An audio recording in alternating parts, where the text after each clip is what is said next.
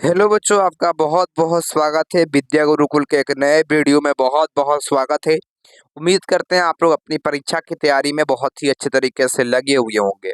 तो जिन बच्चों का 4 मार्च को साइंस का एग्जाम होने वाला है, उनके लिए कुछ महत्वपूर्ण ऑब्जेक्टिव प्रश्न को लेकर आ चुके हैं जो आप लोग के परीक्षा में आने की पूरी संभावना है बच्चों। तो सभी लोग इस वीडियो को अंत तक जरूर देखकर जाएंगे तो आप लोग का क्योंकि है ना, ताकि आप लोग का 4 मार्च को बहुत ही अच्छे तरीके से एग्जाम जाए, आप लोग बहुत ही अच्छे तरीके से परीक्षा में क्वेश्चन को अटेंड करें, बहुत ही अच्छा आप लोग अंक प्राप्त कर सकें। तो बच्चों, जो बच्चे 4 मार्च को एग्जाम देने वाले हैं उनके लिए बहुत ही ज़्यादा महत्वपूर्ण यह क्लास होने वाला है, इसलिए सभी लोग इस क्लास को जरूर देखकर जाएंगे। ठीक है, चलिए 4 मार्च के लिए बहुत ही ज़्यादा महत्वपूर्ण है, इसलिए सभी लोग देख लेंगे मेरे प्यारे बच्चों। तो पहले नंबर सवाल में आपके सामने बढ़ते हैं। तो पहला नंबर आपके सामने सवाल कहता है, निम्नलिखित में से किसका अपवर्तनांक सबसे कम होता है, ये बताएंगे आप लोग। क्या होने वाला है, किसका अपवर्तनांक सबसे कम होता है बच्चों? किस पदार्थ का अपवर्तनांक सबसे कम होता है? आप लोग कहेंगे पानी का जो अपवर्तनांक होता है वो सबसे कम होता है बच्चों, याद रखिएगा आप लोग। पानी का जो अपवर्तनांक होता है वो सबसे कम होता है, ये भी आप सभी लोग याद रखोगे मेरे प्यारे बच्चों। ऑप्शन नंबर सी करेक्ट होगा। चलिए आगे बढ़ते हैं। अगला नंबर आपके सामने सवाल आता है 2 नंबर। कहता है कि प्रकाश की किरणन को मुड़ने की क्षमता को क्या बोलते हैं? प्रकाश के किरणों के मुड़ने की क्षमता को क्या कहा जाता है बच्चों? आप सभी लोग याद रखेंगे, आप सभी लोग अपने मन में ही जवाब लिखते रहेंगे। आप सभी लोग मन में जवाब लिखते रहेंगे बच्चों। और जिन बच्चों को इसका पूरा पीडीएफ चाहिए वो इस नंबर पर आप सभी लोग मैसेज कर सकते हैं कि इस नंबर पर आप लोग करिएगा, तो आपको पूरा पीडीएफ ये दे दिया जाएगा। चलिए इसका जवाब बताइएगा, राइट आंसर क्या होगा आपका? आप कहेंगे लेंस की क्षमता। ऑप्शन नंबर आपका ए करेक्ट होने वाला है। तो लेंस में जो किरण मुड़ते हैं, प्रकाश की किरण जो मुड़ते हैं, उस क्षमता को हम लोग लेंस की क्षमता कहते हैं। अगला नंबर है 3 नंबर सवाल। घरेलू विद्युत परिपथ में एसी जो करंट होता है उसकी आवृत्ति क्या होती है? घरेलू विद्युत परिपथ में प्रत्यावर्ती धारा की आवृत्ति क्या होती है? आप कहेंगे कि 50 हर्ट्ज होती है। ऑप्शन नंबर आपका सी करेक्ट होने वाला है। 50 हर्ट्ज होती है, याद रखिएगा आप सभी लोग। अगला नंबर आपके सामने सवाल बढ़ते हैं। अगला नंबर आपके सामने सवाल आता है बच्चों, सभी लोग ध्यान से जरूर सुनिएगा। सभी लोग ध्यान से जरूर इस प्रश्न को याद कर लेंगे। विभक्त बलय प्रयुक्त होता है, बताइए आप लोग। विभक्त बलय का उपयोग किस यंत्र में या किस उपकरण में किया जाता है? आप सभी लोग कहेंगे विभक्त बलय का जो उपयोग है, आप सभी लोग कहेंगे आप सभी लोग कहेंगे कि विद्युत मोटर में किया जाता है, डीसी मोटर में आप लोग का। ठीक है, ऑप्शन आपका सी करेक्ट होगा, डीसी मोटर में। अगला नंबर सवाल बढ़ते हैं बच्चों, सभी लोग ध्यान देंगे। अगला नंबर कहता बहुत ज्यादा महत्वपूर्ण सवाल है बच्चों, आपसे कहता है ना, ध्यान देंगे आप सभी लोग, ध्यान दीजिएगा बच्चों, आप सभी लोग ध्यान देंगे। ठीक है, आप सभी लोग इसको ध्यान दीजिएगा बच्चों। कहता है कि अवतल लेंस द्वारा प्राप्त प्रतिबिंब कैसा होता है? अवतल लेंस के द्वारा प्राप्त जो प्रतिबिंब है वो कैसा होता है बच्चों, ये बताओगे आप लोग जल्दी से। राइट आंसर क्या होने वाला है आप सभी लोग का? तो आप सभी लोग याद रखिएगा मेरे प्यारे बच्चों, बिल्कुल करेक्ट ऑप्शन होगा। तो इनमें से सभी बच्चों, छोटा होता है, आभासी होता है और सीधा होता है। ऑप्शन नंबर आपका डी करेक्ट होगा, याद रखिएगा आप सभी लोग बच्चों। चलिए आगे बढ़ते हैं अगले नंबर सवाल में। अगला आपके सामने सवाल आता है, सभी लोग ध्यान देंगे। कहता है कि 6 नंबर, निम्नांकित में से कौन सा पदार्थ बिना ज्वाला के जलता है? इनमें से कौन सा पदार्थ है जो बिना ज्वाला के जलता है? तो बिना ज्वाला के जलने वाला जो पदार्थ होता है उसका नाम क्या होता है? आप लोग कहेंगे कोयला उसको कहते हैं। क्या बोलते हैं बच्चों? आप लोग क्या बोलिएगा? आप लोग कहते हैं कोयला उसको कहा जाता है। ठीक है, कोयला को कहा जाता है। चलिए अगला नंबर सवाल है आपके सामने, 7 नंबर सवाल आपसे पूछते हैं। ध्यान से सभी लोग सुनिएगा बच्चों। विद्युत फ्यूज आधारित होता है, ये बताइए आप लोग क्या होने वाला है? विद्युत फ्यूज आधारित होता है, किस पर आधारित होता है? आप कहेंगे विद्युत धारा के ऊष्मीय प्रभाव पर। ऑप्शन नंबर आपका ए करेक्ट होने वाला है, विद्युत धारा के ऊष्मीय प्रभाव पर, याद रखिएगा आप सभी लोग। चलिए आगे बढ़ते हैं, अगले नंबर सवाल में हम लोग बढ़ जाते हैं बच्चों। अगला नंबर सवाल आपसे कहता है, ध्यान देंगे। अगला नंबर आपसे कहता है, सभी लोग ध्यान दीजिएगा, यहाँ पर सभी लोग सुनिएगा बच्चों। आपसे कहता है कि हीरा का जो अपवर्तनांक होता है वह कितना होता है? हीरा का जो अपवर्तनांक है वो कितना होता है, ये बताएंगे आप लोग, क्या होगा राइट आंसर आप सभी लोग का? हीरा का जो अपवर्तनांक होता है आप कहेंगे 2.42 होता है, ये भी आप लोग याद रखोगे मेरे प्यारे बच्चों। ऑप्शन नंबर आपका डी करेक्ट होने वाला है, ये भी आप लोग याद रखिएगा। ठीक है, चलिए आगे बढ़ते हैं अगले नंबर सवाल में। अगला आपके सामने आता है कि विद्युत शक्ति का ऐसा ही मात्रक क्या होता है? विद्युत शक्ति का SI मात्रक क्या होता है, ये बताइए आप लोग क्या होने वाला है। तो शक्ति जब भी कहेगा, जब भी आपसे पावर कहेगा मेरे प्यारे भाई, जब भी आपसे पावर का देता है आप कहेंगे वाट होता है बच्चों। ऑप्शन नंबर आपका ए होगा मेरे प्यारे भाई, याद रखोगे आप लोग। अगला है ये, ठीक है। 10 नंबर है, फ्लेमिंग के वाम हस्त नियम में बायां हाथ का जो मध्यमा है वो संकेत करता है। तो 10 नंबर सवाल का जवाब क्या होने वाला है, याद रखिएगा आप लोग। तो विद्युत धारा की दिशा को संकेत करता है, ठीक है, विद्युत धारा की दिशा को संकेत करता है, याद रखिएगा। ये 100% ये जरूर आएगा, ये ठीक है, 100% ये प्रश्न जरूर आएगा। चलिए आगे बढ़ते हैं, अगला नंबर है सवाल 11 नंबर आपके सामने सवाल है कि चुंबक के भीतर चुंबकीय क्षेत्र रेखाओं की दिशा क्या होती है। तो चुंबक के भीतर चुंबकीय क्षेत्र रेखाओं की दिशा क्या होती है बच्चों। तो आप सभी लोग याद रखेंगे, बहुत ही ज्यादा महत्वपूर्ण है। ये आप लोग मान लीजिए कि ये चुंबक बना दिए, ठीक है, ये तो ऐसे चुंबक नहीं रहता है लेकिन ऐसा ही चुंबक बना दिए हैं। अब देखेंगे यहाँ पर क्या होगा, यहाँ पर नॉर्थ पोल हो गया, यहाँ पर साउथ पोल हो गया, ठीक है। तो यहाँ पर क्या होता है बच्चों, तो आप सभी लोग यहाँ पर होता है, याद रखिएगा। तो उत्तर से क्या आता है बच्चों, उत्तर से दक्षिण की ओर जाता है, उत्तर से दक्षिण की ओर जाता है, इस प्रकार से इधर की ओर जाता है, ठीक है, इधर की ओर जाता है। तो आप लोग इसको से यह पता चलता है इससे कि हम लोग क्या बोल सकते हैं, तो उत्तर ध्रुव से दक्षिण ध्रुव की ओर, ऑप्शन ए करेक्ट होगा, ठीक है, उत्तर ध्रुव से दक्षिण ध्रुव की ओर, याद रखेंगे आप लोग। अगला नंबर आपसे सवाल का था, ध्यान सभी लोग देंगे। देखिए 12 नंबर सवाल बहुत ही ज्यादा महत्वपूर्ण सवाल आपसे कहता है, सभी लोग ध्यान दीजिएगा। 12 नंबर सवाल कहता है नाभिकीय ऊर्जा का स्रोत निम्नलिखित में से कौन सा है। नाभिकीय ऊर्जा का स्रोत निम्नलिखित में से कौन सा है। तो नाभिकीय ऊर्जा में मेरे प्यारे भाई क्या मतलब किस पदार्थ का उपयोग किया जाता है नाभिकीय ऊर्जा में। तो आप लोग कहेंगे यूरेनियम के 3 समस्थानिक होते हैं, तो इसमें यूरेनियम के उपयोग किया जाता है, लेकिन यूरेनियम का 3 समस्थानिक होता है। और यूरेनियम का जो नाभिक ऊर्जा में प्रयोग किया जाता है, वह जो उसका जो परमाणु भार होता है वो 273 होता है। तो 273 वाला का उपयोग किया जाता है, 3 होते हैं। आपसे ये भी प्रश्न पूछ सकता है यूरेनियम के कितने समस्थानिक हैं। तो सबसे हल्का प्रश्न यही आपसे पूछ सकता है बच्चों, लेकिन आप लोग नहीं याद रहेगा तो आप लोग इसको नहीं बना पाइएगा, इसलिए आप लोग याद रखेंगे 3 समस्थानिक होते हैं, ऐसे कम चांस है लेकिन पूछ भी सकता है बच्चों। चलिए आगे बढ़ते हैं, अगला नंबर आपके सामने सवाल है कि पवनों का देश किसे कहा जाता है। पवनों का देश किसे कहा जाता है। बच्चों आप लोग कहते हैं ना कि पवनों का जो देश है वो किसको बोलते हैं, हम लोग कहेंगे डेनमार्क को कहा जाता है। पवनों का देश डेनमार्क को कहा जाता है बच्चों। यहाँ पर कोई कोयला का उपयोग नहीं किया जाता है, लाइन बनाने के लिए, विद्युत ऊर्जा बनाने के लिए बहुत कम मात्रा में कोयला का उपयोग किया जाता है। यहाँ पर पवन ऊर्जा संयंत्र का उपयोग किया जाता है, ठीक है, पवन चक्की का उपयोग किया जाता है। चलिए आगे बढ़ते हैं, 14 नंबर है चुंबकीय क्षेत्र एक ऐसी राशि है जिसमें क्या होते हैं। तो चुंबकीय क्षेत्र में क्या होता है मेरे प्यारे भाई।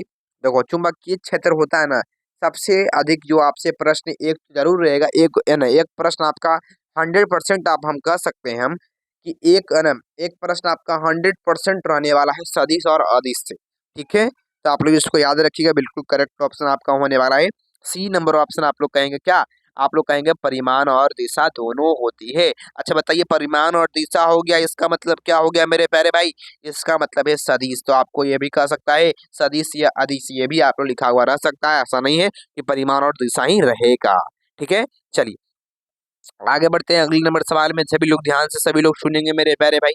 अगला नंबर आपसे सवाल करता है, ध्यान से सुनेंगे तो बहुत ही अच्छा प्रश्न है। देखिए ना, देखिएगा आप सभी लोग, आपसे बहुत ही अधिक अच्छा प्रश्न बोलता है, ध्यान देंगे आप सभी लोग। सबसे अच्छा प्रश्न, बहुत ही अच्छा प्रश्न लेकर आए हैं, सभी लोग ध्यान देंगे। आपसे प्रश्न कहता है, आपसे यह प्रश्न कहता है बच्चों, ध्यान देंगे आप लोग, कहता है कि प्रकाश प्रकाशिकीय माध्यम कितने प्रकार के होते हैं। प्रकाशिकीय माध्यम कितने प्रकार के होते हैं बच्चों, आप सभी लोग ध्यान देंगे। तो प्रकाशिकीय माध्यम जो है बच्चों वो 2 प्रकार के होते हैं, ये भी आप लोग याद रखोगे मेरे प्यारे भाई, 2 प्रकार के होते हैं। अगला नंबर कहता है तारों के टिमटिमाने का कारण क्या है। तारों के टिमटिमाने का कारण क्या है मेरे प्यारे भाई, जल्दी बताएंगे आप लोग। तो तारों के टिमटिमाने का कारण क्या है मेरे प्यारे बच्चों, आप सभी लोग कहेंगे कि तारों के टिमटिमाने का कारण क्या है। चलिए ठीक है, तो राइट आंसर क्या होने वाला है मेरे प्यारे बच्चों, आप लोग कहेंगे तारों के टिमटिमाने का जो कारण है वो प्रकाश का वायुमंडलीय अपवर्तन। ऑप्शन नंबर आपका सी करेक्ट होने वाला, याद रखिएगा आप सभी लोग, ठीक है। चलिए बच्चों आगे बढ़ते हैं अगले नंबर सवाल में। अगला आपसे कहता है, सभी लोग ध्यान से सभी लोग सुनेंगे। 17 नंबर का था, बहुत ही ज्यादा महत्वपूर्ण है। आमीटर का प्रतिरोध होता है, ये बताइए आप लोग। आमीटर का जो प्रतिरोध होता है वो क्या होता है बच्चों? आमीटर का जो प्रतिरोध होता है वो क्या होता है? आप लोग कहेंगे बहुत अधिक छोटा होता है। ऑप्शन नंबर आपका सी करेक्ट होगा, बहुत छोटा होता है। अगला नंबर सवाल है आपके सामने 18 नंबर कि खिलौना में किस सेल का उपयोग किया जाता है? तो खिलौना में किस सेल का उपयोग किया जाता है, जल्दी बताएंगे आप सभी लोग। क्या होगा राइट आंसर? आप लोग कहेंगे कि सूखा सेल का उपयोग करते हैं। आप सभी लोग इसको याद रखिएगा, सूखा सेल का उपयोग किया जाता है। तो ऑप्शन नंबर आपका ए जवाब बिल्कुल करेक्ट होगा। आगे बढ़ते हैं अगले नंबर सवाल में। 19 नंबर का था, कार्य करने की क्षमता को क्या बोलते हैं? तो कार्य करने का मन कब करेगा? जब ऊर्जा रहेगा तो उसको क्या बोलते हैं? आप लोग कह सकते हो उसको ऊर्जा कहा जाता है। कार्य करने की क्षमता को ऊर्जा कहा जाता है। कार्य करने की क्षमता को ऊर्जा कहा जाता है, ठीक है। आप लोग इसको याद रखिएगा। अगले नंबर सवाल में बढ़ते हैं, सभी लोग ध्यान से सभी लोग सुनिएगा। आपसे बहुत ही अधिक अच्छा प्रश्न पूछता है, सभी लोग ध्यान देंगे। आपसे पूछता है कि लेंस की फोकस दूरी और वक्रता त्रिज्या में क्या संबंध होता है? तो लेंस की फोकस दूरी और वक्रता त्रिज्या में क्या संबंध होता है बच्चों? आप लोग ये बताइएगा आप लोग, ठीक है। तो राइट आंसर क्या होगा मेरे प्यारे बच्चों, ये बताइएगा आप सभी लोग, क्या होने वाला राइट आंसर आप सभी लोग का? तो लेंस की फोकस दूरी और वक्रता त्रिज्या में क्या संबंध होता है, ये बताइएगा आप लोग, क्या होगा जी? आप लोग कहेंगे एफ बराबर r/2। कहाँ पर देखने को आपको मिल रहा है बच्चों? देखिए यहाँ पर आप लोग हम लोग लाकर एडजस्ट कर देते हैं, ठीक है। तो ये आपका करेक्ट ऑप्शन होने वाला है, ये भी आप लोग याद रखिएगा बच्चों। बी नंबर जवाब आपका सही होने वाला है, ठीक है। चलिए आगे बढ़ते हैं अगले नंबर सवाल में। अगर आपके सामने सवाल आता है, ध्यान से सुनेंगे 21 नंबर सवाल को। 21 नंबर सवाल आपसे बहुत ही ज्यादा महत्वपूर्ण सवाल पूछता है बच्चों, सभी लोग ध्यान देंगे। निम्न में से किस माध्यम का अपवर्तनांक सबसे अधिक होता है? सबसे अधिक अपवर्तनांक वाला जो आपका जो माध्यम है वो किस में होता है, ये बताइएगा आप लोग, क्या होगा राइट आंसर? तो सबसे अधिक अपवर्तनांक किसका होता है? आप सभी लोग कहेंगे मेरे प्यारे बच्चों, आप सभी लोग कहेंगे सबसे जो अधिक होता है, ये हम लोग करते हैं। राइट आंसर क्या होने वाला है इसका? आपका जवाब क्या होने वाला है? आइए इसको हम लोग सेलेक्ट कर लेते हैं। तो B D number option correct होने वाला है, ये भी आप लोग याद रखिएगा। हीरा का अपवर्तनांक सबसे अधिक होता है। चलिए आगे बढ़ते हैं बच्चों, अगले नंबर सवाल में सभी लोग ध्यान देंगे। अगला आपसे कहता है बच्चों, सभी लोग ध्यान दीजिएगा। कहता है कि आपसे कहता है कि समान दृष्टि के लिए न्यूनतम, है ना, स्पष्ट दृष्टि की अल्पतम दूरी कितनी होती है? तो समान दृष्टि के लिए स्पष्ट दृष्टि की अल्पतम दूरी कितनी होती है बच्चों? सभी लोग ध्यान देंगे, आप सभी लोग, ठीक है। चलिए तो राइट आंसर क्या होगा मेरे प्यारे बच्चों, ये बताइएगा आप लोग। राइट आंसर क्या होने वाला है आप सभी लोग का, ये बताइएगा बच्चों। देखिए आपसे बहुत ही अच्छा जो सवाल जो पूछता है वो भी ध्यान देंगे आप लोग। तो राइट आंसर क्या होगा मेरे प्यारे बच्चों? आप लोग कहेंगे 25 सेंटीमीटर बच्चों। ऑप्शन नंबर आपका बी करेक्ट होने वाला है, 25 सेंटीमीटर हो जाएगा आपका, ठीक है। याद हो गया ना? चलो बहुत अच्छी बात है। अगला नंबर सवाल आपसे कहता है कि नाइक्रोम में कौन कौन से तत्व मौजूद होते हैं? नाइक्रोम में कौन कौन से तत्व जो है वो मौजूद होते हैं, ये बताइएगा आप लोग, क्या होगा राइट आंसर आप सभी लोग का? तो नाइक्रोम में कौन कौन से तत्व मौजूद होते हैं बच्चों, सभी लोग बताइएगा जल्दी से, ठीक है। चलिए हाँ, तो राइट आंसर क्या होने वाला है आप सभी लोग का? तो नाइक्रोम में कौन कौन से तत्व मौजूद होते हैं मेरे प्यारे बच्चों? आप सभी मेरे प्यारे भाई बोलेंगे निकेल और क्रोमियम होते हैं। तो ऑप्शन नंबर आपका एक करेक्ट होने वाला है, निकेल और क्रोमियम होते हैं। अगला नंबर है कि इलेक्ट्रॉन पर कितना आवेश होता है? इलेक्ट्रॉन पर कितने कूलाम का आवेश होता है? तो आप कहेंगे एक इलेक्ट्रॉन बराबर होता है 1.6 × 10⁻⁻⁻19 कूलाम होता है। तो आप सभी लोग ऑप्शन नंबर क्या मारेंगे? ऑप्शन नंबर आपका डी मारेंगे बच्चों। डी नंबर ऑप्शन आपका करेक्ट होने वाला है, ठीक है। याद रखिएगा इतना चीज को आप लोग। चलो बहुत अच्छी बात है। अगला बताएंगे 25 नंबर, विभवांतर का ऐसा मात्रक क्या होता है?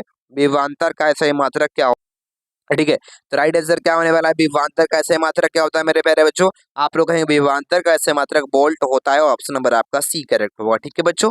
चलिए आगे बढ़ते हैं। अगला नंबर ये भी बार बार परीक्षा में पूछता है मेरे प्यारे बच्चों, 100% चांस है। विभवांतर मापने वाले यंत्र को क्या बोलते हैं? विभवांतर मापने वाले यंत्र को क्या कहा जाता है? तो विभवांतर मापने वाले यंत्र को जो हो वो हम लोग बोलते हैं वोल्ट मीटर, क्योंकि उसी के मात्रक पर नाम रखा गया है, इसलिए इसका वोल्ट मीटर कहा जाता है। वोल्टा मीटर नहीं, वोल्टा मीटर नहीं लगाना है बच्चों। सॉरी सॉरी, गलती लग गया, गलती लग गया। तो वोल्टा मीटर नहीं लगाना है आपको, वोल्ट मीटर लगाना है बच्चों। दोनों में डिफरेंसेस होती हैं। चलिए अगला नंबर आपसे कहता है ऊर्जा का एसआई मात्रक क्या होता है, ये बताइएगा आप लोग, क्या होगा? ऊर्जा का जो एसआई मात्रक होता है वो क्या होता है जी? ऊर्जा का जो मात्रक होता है वो आप लोग कहेंगे ऊर्जा और कार्य का एक ही होता है, तो जूल होता है बच्चों। क्या होता है बच्चों? जूल होता है, ये भी आप लोग याद रखिएगा। अगला नंबर है 28 नंबर कि जिप्सम का रासायनिक सूत्र क्या होता है, ये बताइए। 28 नंबर सवाल, जिप्सम का रासायनिक सूत्र क्या होता है? आप सभी मेरे प्यारे दोस्त बोलेंगे CaSO4 into 2H2O। Option number आपका बी करेक्ट होने वाला है। आज जब इसको हम लोग हाफ कर देते हैं, हाफ H2O कर देते हैं, तब इस किसका हो जाता है बच्चों? आप कहेंगे पोप का हो जाता है, पोप का, प्लास्टर ऑफ पेरिस का हो जाता है। ठीक है, याद रखिएगा आप लोग। चलिए, क्लोरीन की परमाणु संख्या कितनी होती है ये बताइए आप लोग। क्या होगा क्लोरीन की परमाणु संख्या? ये भी आपसे प्रश्न पूछ सकता है बच्चों। तो क्लोरीन की जो परमाणु संख्या होती है मेरे प्यारे भाई, वो आप लोग का 17 होता है। ठीक है, आपसे देखिए क्या क्या इससे प्रश्न पूछे जा सकते हैं आपसे। आपका कह देगा कि संयोजकता कितना होता है, संयोजकता कितना होता है मेरे प्यारे बच्चों? आप कहेंगे 7 होता है बच्चों। ठीक है, ये भी आप लोग याद रखेंगे। चलो, अगला नंबर सवाल आपके सामने है कि सामान्य एथेनॉल को क्या कहा जाता है? सामान्यतः एथेनॉल को क्या कहा जाता है? देखिए बच्चों, एथेनॉल मतलब जहां पर नॉल लग गया मेरे प्यारे भाई, जहां पर नॉल लग गया, इसका मतलब यह है कि वह अल्कोहल की श्रेणी में आएगा। तो यहाँ पर नॉल लग गया, वह इसका मतलब अल्कोहल की श्रेणी में आएगा। तो अल्कोहल की श्रेणी में लगा दीजिए इसको। ऑप्शन नंबर आपका ए करेक्ट होने वाला है। आगे बढ़ते हैं, अगला है कि कली चूना का रासायनिक सूत्र क्या होता है? कली चूना का रासायनिक सूत्र क्या होता है मेरे प्यारे बच्चों, ये बताओगे आप लोग क्या होगा? तो आप कहेंगे कली चूना का जो रासायनिक सूत्र होता है वह आपका होता है बच्चों CaCO2 सॉरी OH2 होता है बच्चों। ऑप्शन नंबर आपका ए करेक्ट होगा। ये भी आप सभी लोग इसको याद रखिएगा मेरे प्यारे बच्चों। अगला नंबर सवाल में बढ़ते हैं कि आपसे कहता है 32 नंबर, जल के वैद्युत अपघटन में कैथोड पर कौन सा गैस मुक्त होता है? तो जल के वैद्युत अपघटन में कैथोड पर कौन सा गैस मुक्त होता है ये बताएंगे आप लोग। क्या होगा? कैथोड पर कौन सा गैस मुक्त होता है बच्चों? आप सभी लोग कहेंगे हाइड्रोजन गैस मुक्त होता है, बी नंबर ऑप्शन। अगला आपसे कहता है बेकिंग सोडा का रासायनिक सूत्र क्या होता है? बेकिंग सोडा का रासायनिक सूत्र क्या होता है? आप कहेंगे Na2CO3 इंटू 10H2O। तो बी नंबर जवाब आप लोग सही लगाएंगे। आगे बढ़ जाते हैं अगले नंबर सवाल में। 34 नंबर का था, ध्यान से सुनेंगे आप सभी लोग। कौन सा पदार्थ नीले लिटमस पत्र को लाल कर देता है? तो कौन सा वो पदार्थ है जो नीले लिटमस पत्र को लाल कर देता है? तो आप लोग क्या बोलेंगे? आप कहेंगे अम्ल होगा।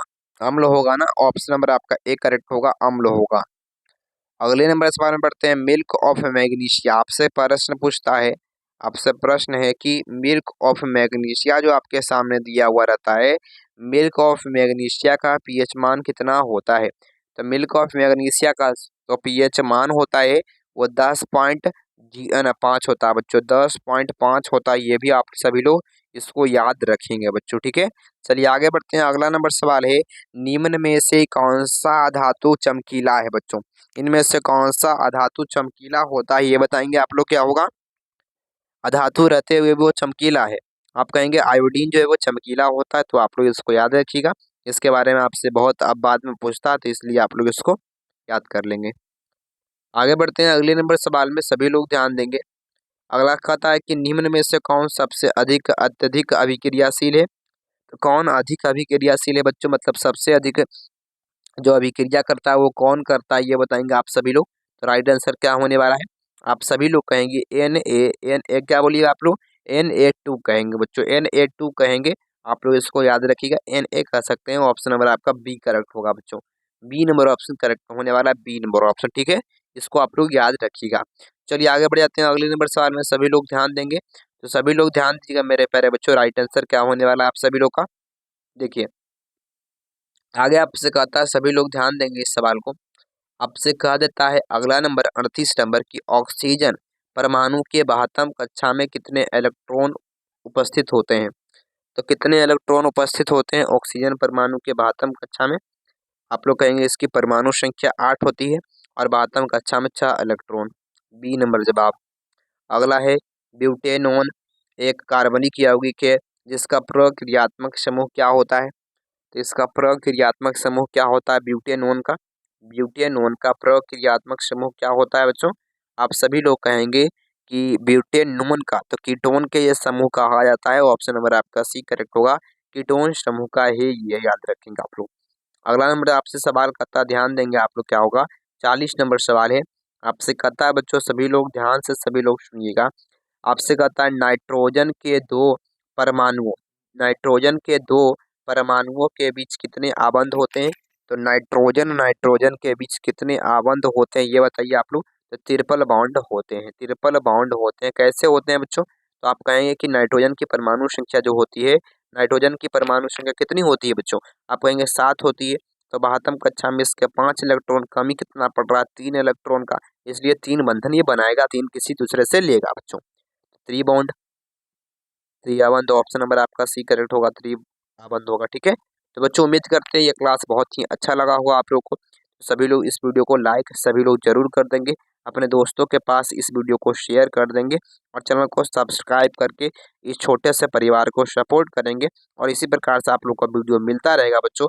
और जिन बच्चों को इसका पूरा पीडीएफ चाहिए वो इस नंबर पर आप लोग मैसेज कर देंगे कि गुरुजी हमको क्या चाहिए, पीडीएफ चाहिए, हमको दे दीजिए। ठीक है, जो आप पढ़ाए हैं आज क्लास में, तो आपको मिल जाएगा, बहुत ही अच्छे तरीके से पीडीएफ मिल जाएगा। बहुत बहुत धन्यवाद, थैंक यू बच्चों।